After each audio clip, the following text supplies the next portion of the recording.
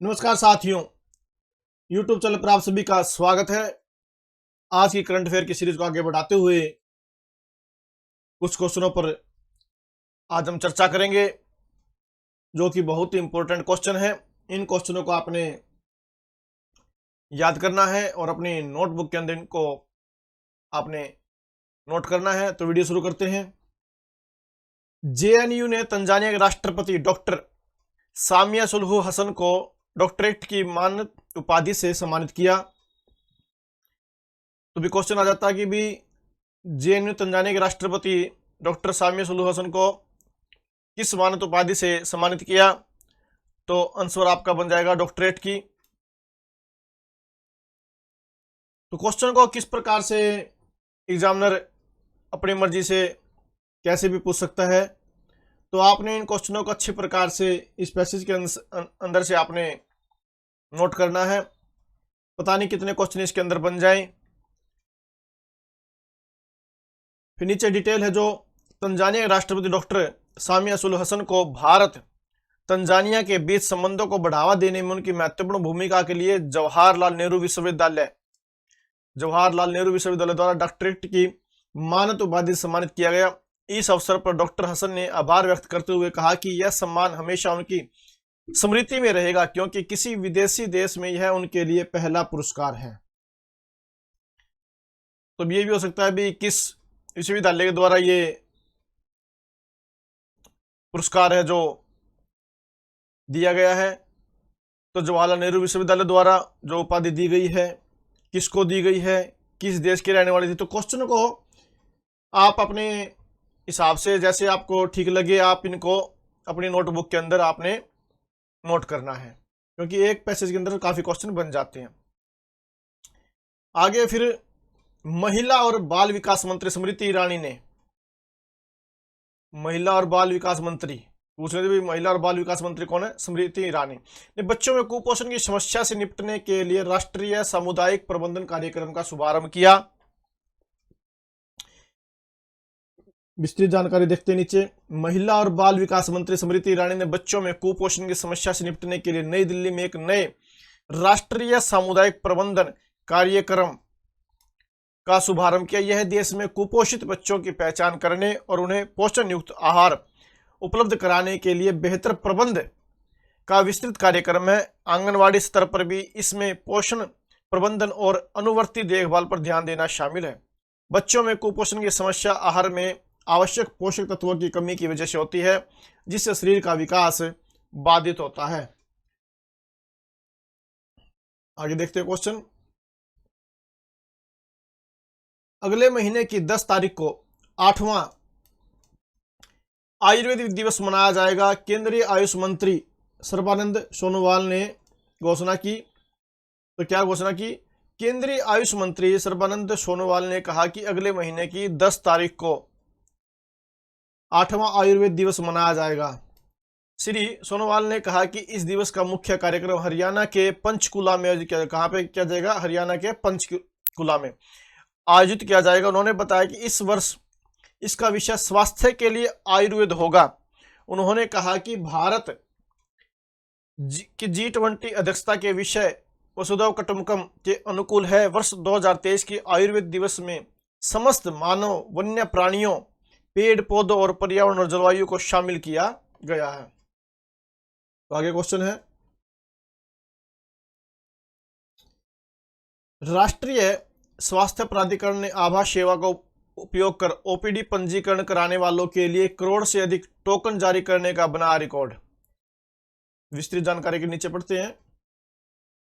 राष्ट्रीय स्वास्थ्य प्राधिकरण ने आभा सेवा, किस सेवा का? आभा सेवा का उपयोग करके OPD पंजीकरण कराने वालों के लिए 1 करोड़ से अधिक टोकन जारी कर एक नया रिकॉर्ड बनाया। यह कागज रहित सेवा पिछले साल अक्टूबर में आयुष्मान भारत डिजिटल मिशन के तहत शुरू की गई थी। किसके तहत शुरू की गई थी? आयुष्मान भारत डिजिटल मिशन के तहत। इसके जरिए मरीज OPD पंजीकरण काउंटर पर रखे गए QR कोड को स्कैन कर तत्काल पंजीकरण करा सकते हैं। यह सेवा वर्तमान में देश के 33 राज्यों और केंद्र शासित प्रदेशों के 419 जिलों में 2600 से अधिक स्वास्थ्य सुविधा केंद्रों में उपलब्ध है। तो आगे क्वेश्चन देखते हैं।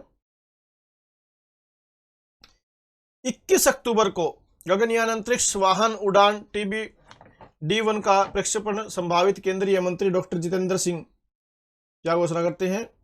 केंद्रीय अंतरिक्ष राज्य मंत्री डॉक्टर तेजेंद्र सिंह ने कहा कि,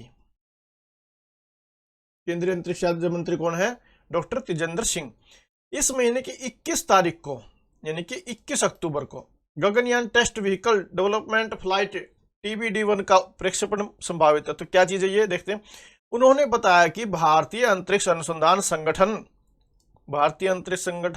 अनुसंधान संगठन क्या है? इसरो अंतरिक्ष यात्रियों के अंतरिक्ष यान से बाहर निकलने की व्यवस्था की क्षमता का भी परीक्षण करेगा। वर्ष 2024 तक गगनयान मिशन द्वारा अंतरिक्ष में मानव रहित और यात्री सहित अंतरिक्ष यान भेजने की संभावना शामिल है। पहले मानव रहित फिर यात्री सहित अंतरिक्ष यान भेजने की संभावनाएं शामिल है। उन्होंने बताया कि परीक्षण वाहन अंतरिक्ष उड़ान TBD-1 का परीक्षण श्रीहरिकोटा के सतीश धवन अंतरिक्ष केंद्र में किया जाएगा। कहां से किया जाएगा? श्रीहरिकोटा से सतीश धवन अंतरिक्ष केंद्र से। उन्होंने बताया कि इसकी सफलता के पहले मानव रहित गगनयान मिशन, पहले तो मानव रहित है और बाद में अंतरिक्ष यात्री सहित मिशन का मार्ग प्रशस्त होगा। अंतरिक्ष यात्री सहित गगनयान मिशन से पहले आगामी वर्ष एक और अंतरिक्ष उड़ान परीक्षण किया जाएगा, जिसमें व्योम मित्रा नामक महिला रोबोट अंतरिक्ष यात्री भेजी जाएगी। महिला रोबोट बनाकर अंतरिक्ष यात्री भेजी जाएगी, जिसमें व्योम मित्रा नामक है। उसका नाम क्या रखा गया? व्योम मित्रा। तो आगे क्वेश्चन है, यूनिसेफ और आंतरिक विस्थापन निगरानी केंद्र द्वारा किए गए एक हालिया अध्ययन में एक शुरुआती प्रवृत्ति का पता चला कि चरम मौसम की घटनाओं के कारण पिछले 6 वर्षों में कम से कम 43 मिलियन बाल विस्थापन हुए हैं। यह प्रतिदिन औसतन 20,000 बच्चों को अपने घर और स्कूल छोड़ने के लिए मजबूर करने के चिंताजनक स्तर के बराबर है। शोध में बच्चों पर बाढ़, तूफान, जंगल की आग और सूखे के गहरे प्रभाव और जलवायु कार्रवाई की तत्काल आवश्यकता पर प्रकाश डाला गया। 2016 और 2021 के बीच दर्ज किए गए बाल विस्थापन में 95% का योगदान किसका है? बाढ़ और तूफान के कारण हुआ है। विस्थापन के दर्दनाक अनुभव का बच्चों पर गहरा प्रभाव पड़ता है, जिससे उनकी क्या होती है? शिक्षा, जीवन शक्ति को तक पहुंच और सामाजिक नेटवर्क में व्यवधान शामिल है। आगे, इंतिफादा क्या है? तो क्या है ये? हमास इजराइल संघर्ष की हालिया घटना ने तीसरे इंतिफादा के बारे में चिंताएं बढ़ा दी है। हमास एक उग्रवादी फिलिस्तीनी राष्ट्रवादी समूह है जिसने वर्ष 2006 से गाजा पर नियंत्रण कर रखा है। इंतिफादा का अरबी में अर्थ है हिलाना। तो क्या अर्थ है इसका? हिलाना। और इसका इस्तेमाल वेस्ट बैंक ऑफ गाजा में इजरायली उपस्थिति के खिलाफ फिलिस्तीनी विद्रोह का वर्णन करने के लिए किया गया था। पहला इंतिफादा वर्ष 1987 से 1993 तक और दूसरा इंतिफादा वर्ष 2000 से 2005 तक चला। विद्रोह का नेतृत्व फिलिस्तीनी युवाओं ने किया था, जो इजरायली बासिंदों के व्यवहार से तंग आ चुके थे। दूसरे इंतिफादा के समाप्ति के बाद से इजराइल और फिलिस्तीन के बीच तनाव कम नहीं हुआ। आगे क्वेश्चन है, महाराष्ट्र सरकार ने लेख लड़की यानी प्यारी बेटी योजना को मंजूरी दी। किस सरकार ने दी प्यारी बेटी योजना को मंजूरी? महाराष्ट्र सरकार ने। क्या नाम रखा? लेख लड़की। महाराष्ट्र सरकार ने लेख लड़की यानी प्यारी बेटी योजना को मंजूरी दे दी है। इस वर्ष के राज्य बजट में इस योजना की घोषणा की गई थी। यह पीले या केसरिया रंग राशन कार्ड धारक परिवारों पर लागू होगा। किस प्रकार के राशन कार्ड पर लागू होगा? पीले और केसरिया। राज्य सरकार ने कहा कि यह योजना 1 अप्रैल 2023 के बाद जन्म लेने वाली लड़कियों पर लागू होगी, यानी कि जो 1 अप्रैल गया पीछे, उसके बाद जिन लड़कियों ने जन्म लिया उसके ऊपर ये योजना लागू होगी। इसके अंतर्गत गरीब परिवार की लड़कियों को क्या मिलेगा? 1 लाख रुपए की वित्तीय सहायता प्रदान की जाएगी। जो लड़की 1 अप्रैल 2023 के बाद पैदा हुई है उनको इस योजना का लाभ मिलेगा और उसके दौरान 1 लाख रुपए की वित्तीय सहायता प्रदान की जाएगी। तो आगे क्वेश्चन है, इसरो ने आदित्य L1 मिशन के लिए प्रक्षेपवक्र सुधार अभ्यास का संचालन किया। भारतीय अंतरिक्ष अनुसंधान संगठन इसरो ने अपने आदित्य L1 अंतरिक्ष यान के लिए प्रक्षेपवक्र सुधार अभ्यास TCM के सफल निष्पादन की घोषणा की है। 6 अक्टूबर को इसके प्रक्षेपण पथ में लगभग 16 सेकंड के लिए सुधार किया गया था। तो मेन जो इसमें है क्या भाई, जो L1 है पृथ्वी से लगभग 15 लाख किलोमीटर दूर स्थित है। जो L1 भेजा गया है वो कितना है, पृथ्वी से लगभग 15 लाख किलोमीटर दूर स्थित है। इसरो के अनुसार TCM प्रक्रिया यह सुनिश्चित करती है कि अंतरिक्ष यान L1 के आसपास हेलो कक्षा में प्रवेश की दिशा में अपने निर्धारित पथ पर है। आगे question, NASA psyche mission launch करेगा। नासा साइकी नामक एक महत्वाकांक्षी मिशन के लिए तैयारी कर रहा है, जहां एक उच्च तकनीक वाला अंतरिक्ष यान 16 साइकी नामक अक्षुद्र ग्रह का पता लगाने के लिए 2.2 अरब मील की यात्रा पर निकलेगा। कितनी यात्रा बनेगा, 2.2 अरब मील की यात्रा पर। क्या नाम रखा गया है, 16 साइकी नामक अक्षुद्र नामक साइकी 16 साइकी जो अक्षुद्र ग्रह का पता लगाने के लिए निकलेगा। मोंट ब्लांक सिकुड़ रहा है।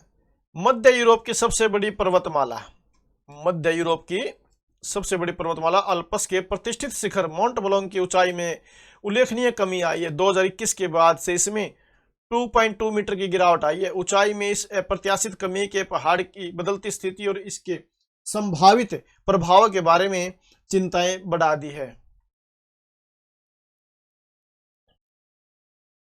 केनिया के केल्विन किप्टिम ने रविवार को शिकागो में मैराथन में, कहां पे, शिकागो मैराथन में महज केवल 2 घंटे 35 सेकंड का समय निकालकर पुरुषों का विश्व रिकॉर्ड तोड़ दिया है। किसने तोड़ दिया, केनिया के लिए केल्विन किप्टिम। मानसिक स्वास्थ्य के प्रति जागरूकता बढ़ाने के लिए विश्व मानसिक स्वास्थ्य दिवस कब मनाया जाएगा। मानसिक स्वास्थ्य के बारे में जागरूकता बढ़ाने और सकारात्मक बदलाव को बढ़ावा देने के लिए विश्व मानसिक स्वास्थ्य दिवस, कौन सा दिवस, विश्व मानसिक स्वास्थ्य दिवस हर साल 10 अक्टूबर को मनाया जाता है। कब मनाया जाता है, 10 अक्टूबर को मनाया जाता है। इस वर्ष का विषय क्या है, मानसिक स्वास्थ्य एक सार्वभौमिक मानवाधिकार है। इसका उद्देश्य ज्ञान में सुधार करना और ऐसे कार्यों को आगे बढ़ाना है जो सार्वभौमिक मानवाधिकार के रूप में भी सभी के मानसिक स्वास्थ्य की रक्षा करें। 1992 में रिचर्ड हंटर के नेतृत्व में world foundation for mental health ने 10 अक्टूबर को विश्व मानसिक स्वास्थ्य दिवस के रूप में मनाने का सुझाव दिया था। किसने दिया था, रिचर्ड हंटर के नेतृत्व में world foundation for mental health ने। कब दिया, 10 अक्टूबर को। तो पहला विश्व मानसिक स्वास्थ्य दिवस 1994 में दुनिया भर में मानसिक स्वास्थ्य सेवाओं की गुणवत्ता में सुधार विषय के तहत मनाया गया था। पहला कब मनाया गया था, 1994। तो प्रत्येक साल कब मनाया जाएगा, 10 अक्टूबर को यह मनाया जाता है मानसिक स्वास्थ्य दिवस। तो इस प्रकार से आज के करंट अफेयर के महत्वपूर्ण क्वेश्चन थे, इनको आपने याद करना है। और इन क्वेश्चनों की जो PDF का लिंक है वो नीचे डिस्क्रिप्शन में उनका लिंक दे दिया गया है, वहां से आप जाकर इन क्वेश्चनों की PDF डाउनलोड कर सकते हैं। अगर आपको जानकारी अच्छी लगी तो प्लीज़ आप वीडियो को लाइक करें और अधिक से अधिक शेयर करें और चैनल को सब्सक्राइब जरूर करें। Thank you very much.